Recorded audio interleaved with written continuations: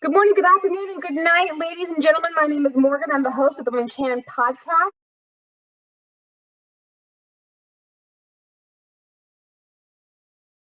I am joined with Lauren Roberts, the president and CEO of CFM Distributors and the new president of Women in HVACR. Hello, Lauren.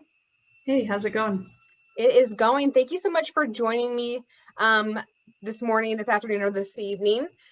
It's been kind of a back and forth trying to find a time that worked for us both. I had to cancel a ton. So I'm super glad that we can finally be chatting face to face. Yeah, I appreciate you having me.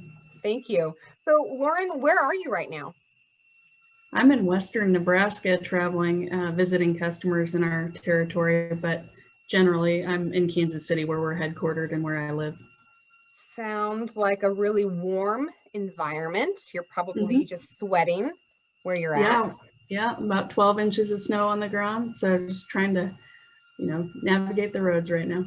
Ah, great. That sounds great. Well, here in Seattle, it's super rainy. So I probably would take the rain over the snow. Honestly, I'm a horrible driver. So better left to the seasoned Yeah. people.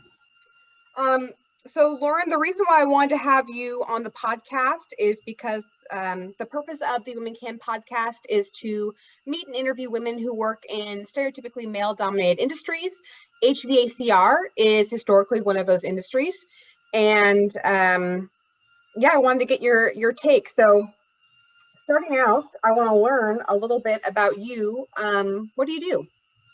So as you mentioned earlier, I'm president and CEO at CFM Distributors. We are a 100% employee-owned heating and air conditioning wholesale distributor, which means we sell heating and air conditioning products to contractors. And we sell to contractors in Kansas, Missouri, Nebraska, and Iowa. Our major supplier is York, which is a Johnson Controls brand. And we're a proud provider of that product, as well as about 100 other lines of HVACR products. So how did you get started in this industry? I started 16 and a half years ago at our company in the industry. I never intended to work at CFM, but my grandfather co-founded it in 1969 with one other gentleman. My father joined the company when he was young as a territory manager. And as I was growing up, I always wanted to go to work with my dad on snow days or on summer vacation days, and helped in the office, helped in marketing. And then when I was going to college nearby in Kansas City, I was getting a business degree. And our controller in the accounting department at the time wanted to retire in a couple of years. And he went to my dad and said, "Hey, isn't Lauren getting a business degree nearby? Maybe we ought to have her join the company and learn my role. And in a couple of years when I'm ready to retire, maybe she'll be ready to take it over."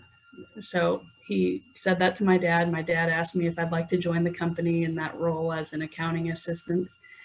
And I was a little reluctant because I didn't want to make a mistake and maybe bring down the family company, but I agreed to join. And I'm looking back now, I'm glad I did. I started as an accounting assistant for a few months, and then I went into the marketing department and worked my way up through many different roles in that department, and then into different management roles, and eventually became executive VP in 2017 when the board of directors selected that I would be the next president and CEO. So I had a year of training kind of after being a VP for 5 years. And then in 2018 in January, I became president and CEO. Wow. That's amazing. That's amazing to hear that a woman is in charge of this type of business. Yeah, thank you. That's congratulations. So obviously you worked your way up, so you're pretty familiar with all levels of the business. What has it been like? I mean, so this company was started by your grandfather, you said, with someone else. But what was it like working as a woman in this industry? It's definitely been a challenge. When I started working at our company, we had a few other women in management roles and in general, employee roles.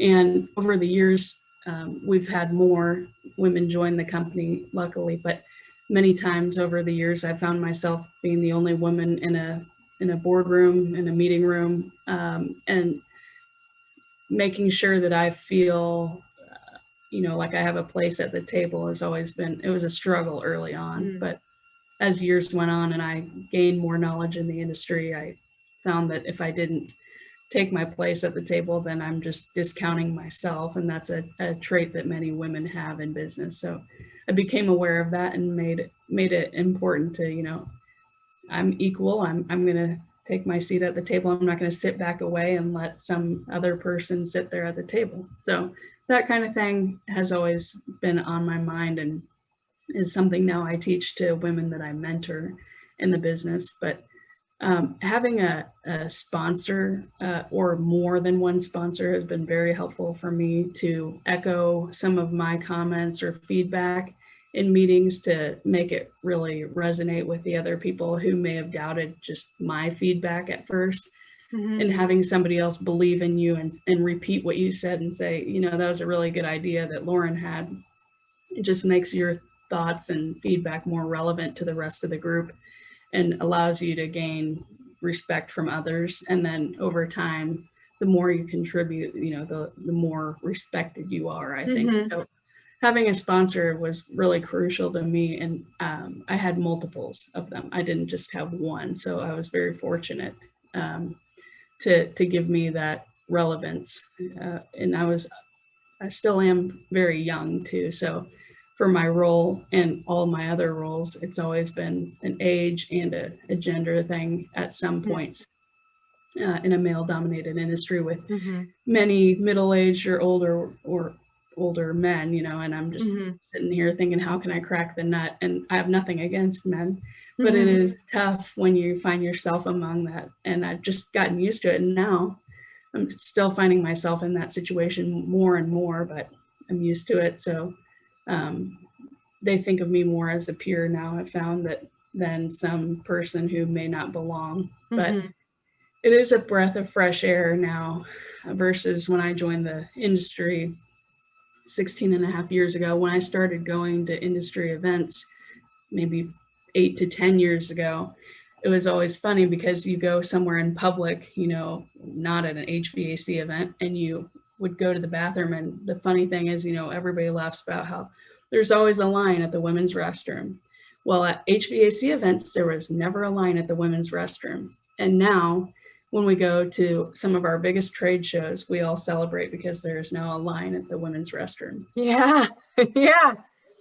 I can second that. When we have roofing conventions, it used to be that there weren't a lot of women, and now thanks to NWIR, there is a line at the bathroom. Right. So there's a seat at the table and a line in the bathroom. Definitely. So let's talk about women in HVACR. That is something you're super passionate about. You are, as of this year, the acting president. Congratulations. Yeah, thank you. How did it get started? In about 2002, 2 women in the industry were at an industry event, a big one, and they were sitting at a restaurant having a conversation and came up with the idea, man, we need to really come up with a way to bring more women into this industry. There's just hardly any. And this was before I joined the industry, specifically before I went to any events. So they saw an even bleaker picture of this than I saw that I mentioned a minute ago.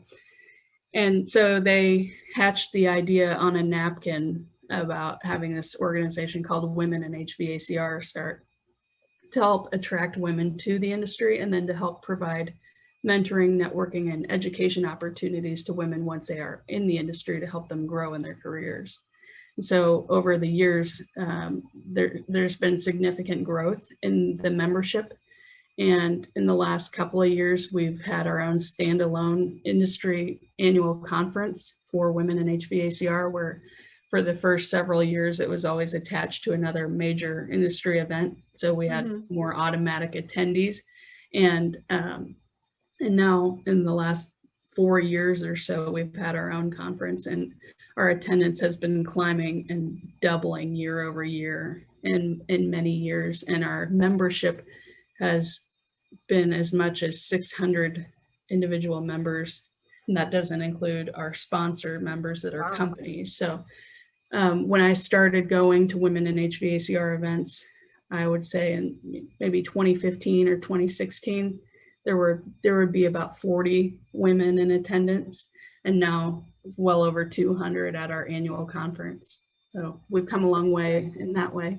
And by the way, we support women in all those areas I talked about: mentoring, networking, and education, but we also welcome and support men to join the organization as well. And we have many great men as sponsors of the organization. Mm-hmm. You need both parties to really reach a common goal. Right. You need mutual support. What are your core principles are what again?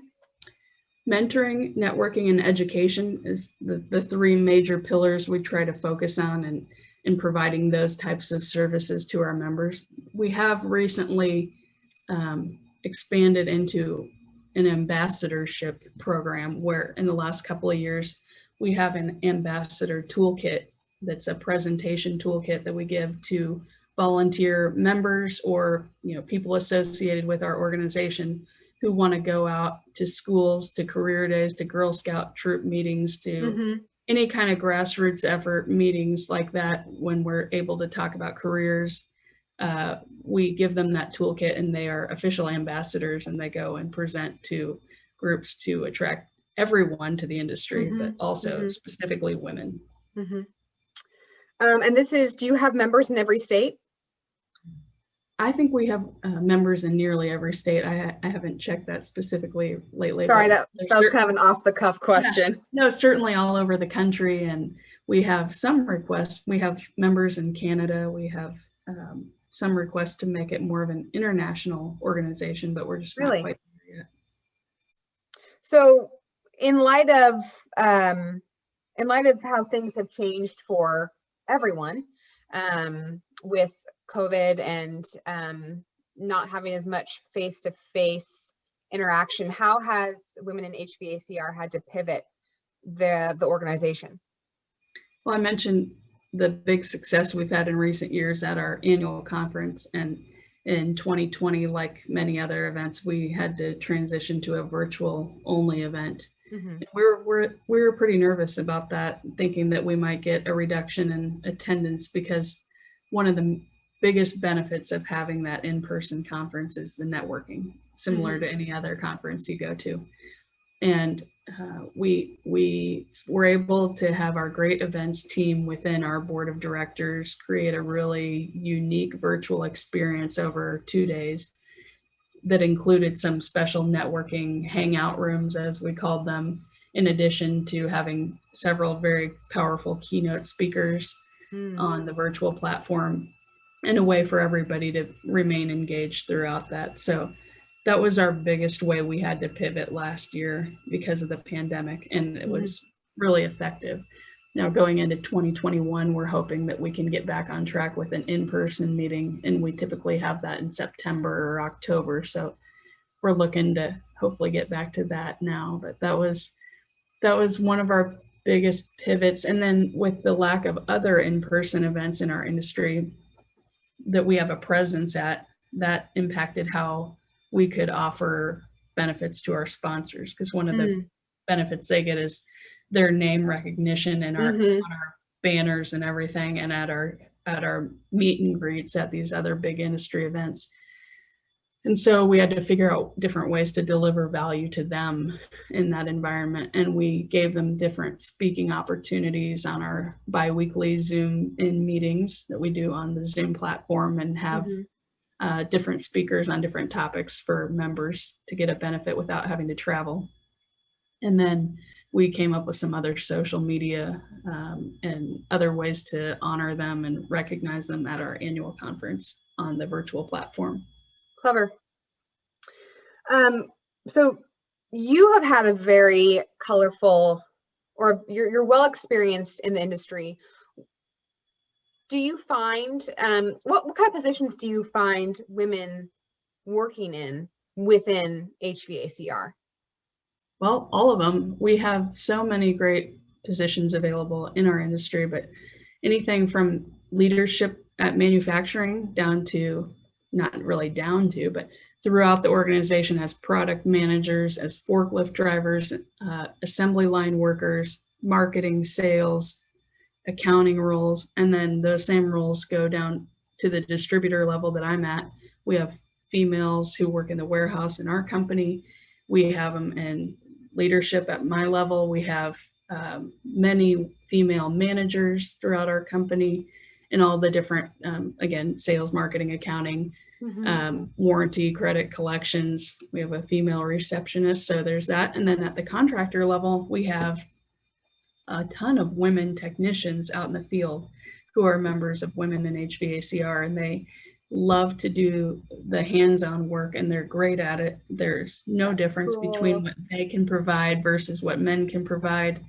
And we're really excited to keep furthering on those opportunities, because about a year or two ago, before the pandemic, when a lot of women were forced to exit the workforce, at least temporarily for childcare issues, women made up, going into 2019, the majority of the workforce and the population. So in your industry specifically? Overall. Oh, overall. Yeah. So we really think that people need to be educated on that, so that we're not leaving out over half the world's population as candidates to work in our industry and in all of these different roles. So we have women who are mechanical engineers in our industry. We have women who are sales reps for manufacturers. Just every kind of role you can imagine, women are in. That's so cool. That's amazing. It's amazing all the opportunities that have opened up for women in the last 40, 30, 20, 10 years. Definitely. Amazing. So in light of, well, actually, I'll save that question. What are some of the different programs that you offer? So you talked about your 3 core pillars, and then you talked about ambassadorship. What are some other programs that you offer? Those are really the major ones. We have a structured mentorship program. So it's not just a word that we talk about and we, casually meet somebody in a networking event and talk to them about what they should do in their career. We have a actual mentorship guide. We have mutual NDAs that they can sign, the mentors and the mentees can sign. And the guide walks them through, common topics that they might want to discuss in their regular meetings. We encourage them to meet at least monthly virtually or by phone, and then as much as possible in person when the capability arises. So that's a really robust program with a lot of structure to it. And we have more mentees than mentors, but we have well over 100 participants in that program between the two. And then our goal on ambassadorship, which is again one of our newest efforts that I want to dive in a little deeper to, is our hope there is to not just have that as a part of our offering, but to have several, at least one in every state in the United States. And we're about halfway there, I think. And we're 2 full years into having ambassadorship. And then the networking, there's so many opportunities at the different meet and greets, at the different industry events that we're represented at, probably 10 of the major industry events throughout the year, in addition to our own annual conference. And then the education opportunities come through those bi-weekly Zoom-in calls with we have technical speakers, we have soft skills speakers, we have leadership speakers, we have all kinds of different topics. And that's a great benefit, again, for those members who can't really afford to go to a conference, but they can tune in on their computer. You've really developed a very robust program for women. Yeah, so it kind of goes on. And we have a very active community on social media, specifically on Facebook. So those people don't even have to be members to participate and interact with other women in the industry, and all kinds of good idea sharing and best practice sharing, and supporting each other through some of the pitfalls that we face as women in the industry. So it's really a great organization. Yeah, that's wonderful. I feel I love all of the pillars, but I particularly love mentorship just as an idea for life. I mean, I think that it's invaluable professionally, but in life, like who wouldn't want a mentor? I mean, we don't always know what we're doing. Better to look to people who have gone through it before to kind of circumvent some of the potholes. And the coolest part of that is I've been a mentor in this organization, and I would say I arguably learned more from my mentee than I taught her as her mentor. I mean, you learn so much both ways in the conversations that you have. And I just thought that was a really cool benefit for me. That's awesome. So, excuse me. In light of the way things have changed over the last year, how does Women in HVACR plan to grow and scale? So, like I said, we hope to really get back on track with the in-person conference. I think that's our next step in a big way to get toward that growth and scalability. And then we also think that we can gain more of that through that ambassadorship program as things open back up, as people can attend more of those live presentation opportunities and career days and that kind of thing. We hope that that will help us grow. And then we're still only scratching the surface on our sponsor companies. We have a ton of great sponsor companies already, don't get me wrong, but we could get more awareness by reaching out to other companies who may be, near and dear to everyone's heart in the industry, that work with tons of women in their own businesses and as clients of theirs, but we just may not have reached them yet. So I think that's another big growth opportunity for sure. Sounds like really you're well on your way. You just need time. It's going to take time to grow. Yep. That's all I really had. Is there anything that you would like to add as we close out? I would say for anybody who's interested in learning more about the organization or in joining, we have contractor members, we have mechanical engineers, we have manufacturers, distributors, all kinds. So if you're interested, go to womeninhvacr.org and you can learn about all of our different offerings there, and you can get plugged into the organization that way. Thank you. I actually forgot my most pivotal question. What would you consider to be your greatest accomplishment professionally? Well, that's a tough one because this is going to be a little bit where you need to edit here, but do you want me to rephrase it? Well, I'll try to say it clearly a few ways, and you can choose what you want to include. So one of my favorite accomplishments is that I became president and CEO of our company at the age that I did, which was about 34 years old. And as a young woman, I thought that was pretty cool. And then number two, I'm super passionate about giving back to the industry because I think, to help everybody, we get better together, basically. So I'm on the board of Women in HVACR, obviously, as president this year, but I'm involved in many boards of national HVACR organizations. And then I also am on some boards of local charitable organizations, as well as neighborhood associations to support the business neighborhood that we're in at our company. So I love to give back that way, and also to support charities like veterans organizations if they need heating and cooling products donated, or other local charities that may benefit from our sponsorship. So that's probably where I derive my biggest passion for what we do here. Nice. That's great. Well, thank you. Thank you so much for your time. Thank you for your patience. I so appreciate it. Listeners, if you want to learn more about Women in HVACR, you can visit them, as Lauren said, at womeninhvacr.org, or you can find them on Instagram at Women in HVACR, or you can find them on Facebook at WHVACR.